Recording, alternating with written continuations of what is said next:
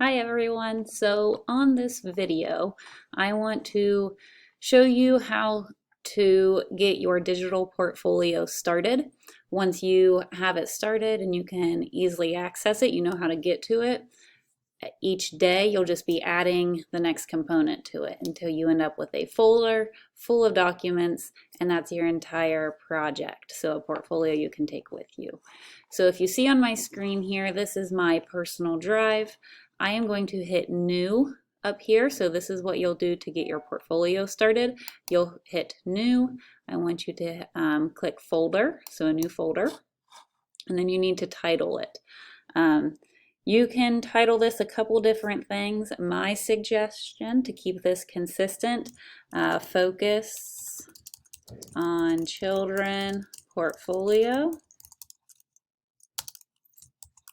And you could put my name in there. You could also put what class this is for, whichever is easiest for you to make sure you can search it and find it. But this is the main title of the project, so that would be a good one to put in there. You hit create, and you now have a folder that is completely empty once you click on it. From there, I want you to go ahead and share this folder with me. So you should be able to, well, hit share. Type in my name there, so we'll just type in Brown. Erica Brown will pop up, and then hit done, and it'll send it right to me. So then I can see as you add things to it.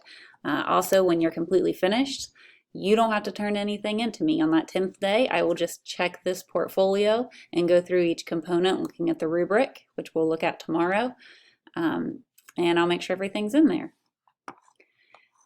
Today you will be adding one document to this. So if you look at your day 1, I told you to complete the think and answer sheet.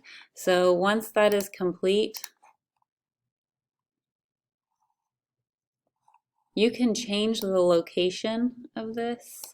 If you click this folder here where it says move, move it, and then you find that folder that you started. So focus on children portfolio, you click on that.